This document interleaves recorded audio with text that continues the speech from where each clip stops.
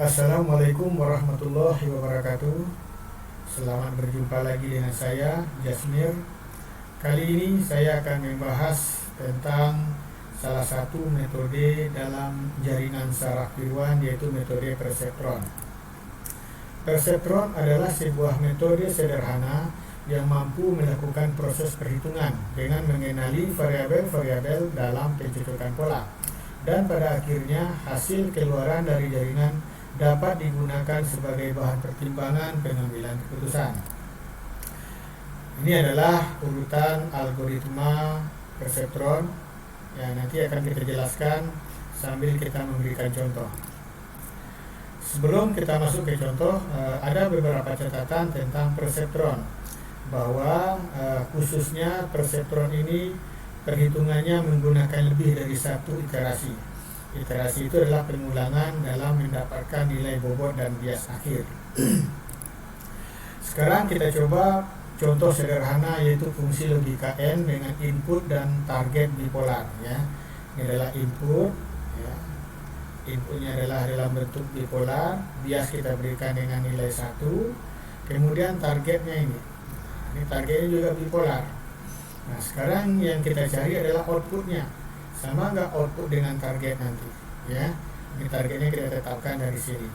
Sebenarnya target ini juga sebenarnya diambil dari output, ya. Tapi kita coba menjadikan output ini sebagai target dan outputnya kita cari. Nah, langkah pertama kita membuat tabel pembelajaran seperti ini, ya. Ada input, ya, ada bias. Ini ada bobot dan bias lama, ada bobot dan bias baru. Yang kita cari nanti adalah outputnya. Nah, setelah itu kita masuk ke algoritmanya. Kita inisialisasi nilai bobot dan bias awal. Kita umpamakan nilai semuanya ini awalnya adalah 0, ya. Kita coba memberikan nilai 0. Yang boleh juga dengan selain 0, yang pasti harus bilangan positif. Nah, biasanya kita setting dengan nilai 0 karena nilai 0 ini netral. Kemudian inisialisasi nilai alfa dan theta. Nilai alfa dan theta ini nilainya di antara 0 dan 1. Boleh 0, boleh 1, boleh 0,1, 0,2, 0,9 dan seterusnya. Untuk saat ini kita coba memberikan nilainya alfa 0,8 dan theta 0,5. Kemudian kita set input X1 dan X2 sebagai inputnya, dan outputnya kita sebut sebagai Y1. Nah, untuk iterasi pertama dalam tabel yang kita buat tadi, ini kita isi nilai setting awal kita itu adalah 0, ya. Ini adalah nilai 0. Kemudian selanjutnya kita cari nilai Y1, Y1, W11 baru, W21 baru, dan B1 baru dengan cara menggunakan rumus pada algoritma tadi. Nah, kita mulai untuk data 1. Untuk Y1 adalah B1 ditambah X1 kali W11 ditambah X2 kali W21. Kita masukkan nilainya, ya, 0 ditambah 1 kali 0 ditambah 1 kali 0, dan hasilnya adalah 0. Ini adalah nilai Y1. Kemudian kita gunakan fungsi aktivasi untuk mendapatkan Y1 dengan cara Y1 akan bernilai 1 jika Y1 besar sama dari theta. Y1 akan bernilai min 1 jika Y1 kecil dari theta. Theta tadi kita setting 0,5. Nah, sementara Y1 nya adalah 0. 0 itu berarti kecil dari 0,5. Maka nilai Y1 nya adalah min 1. Nah, lalu kita bandingkan Y1 dengan T1. Kalau Y1 dengan T1 itu tidak sama, maka rumusnya seperti ini. Agak panjang, ya. Kita lihat algoritma tadi. Nah, ini dia. Kalau Y1 tidak sama dengan T1, rumusnya seperti ini. Y1 jika dia sama Y1 dengan T1, maka rumusnya seperti ini. Kita balik ke sini.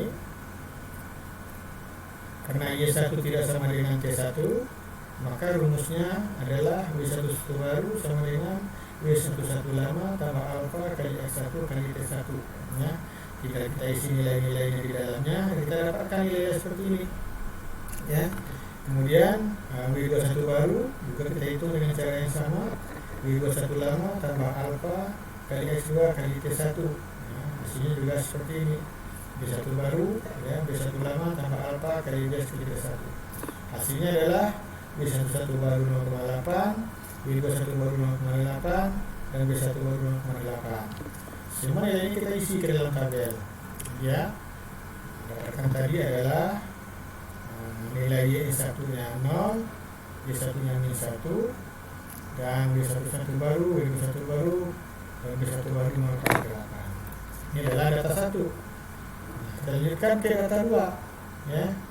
Untuk menghitung data 2, nilai lama pada data 2 diambil dari nilai baru pada data 1. Kita isi sini. Jadi ini kita pindahkan ke sini. Selanjutnya dengan cara yang sama, kita hitung nilai Y1, Y1, dan seterusnya sampai data keempat. Ya, tinggal kita masukkan angka-angkanya yang sesuai. Nah, setelah itu terisi semuanya, hasilnya akan berbentuk seperti ini. Nah, sekarang langkah selanjutnya adalah membandingkan nilai Y1 dengan T1. Ini T1, ini Y1. Nah, ternyata nilai T1 dengan Y1 untuk data 1 tidak sama, data 2 tidak sama, data 3 tidak sama, data 4 sama. Dan ternyata dari keseluruhan ini ada data yang tidak sama. Nah, apabila ada data yang tidak sama pada iterasi ke-1, maka harus kita lanjutkan ke iterasi kedua. Ya. Tapi kalau ini sudah sama semua, maka iterasinya stop. Jadi karena ini tidak sama, maka kita lanjutkan ke iterasi kedua. Ya, iterasi kedua caranya sama dengan iterasi pertama. Yang membedakannya adalah nilai awal.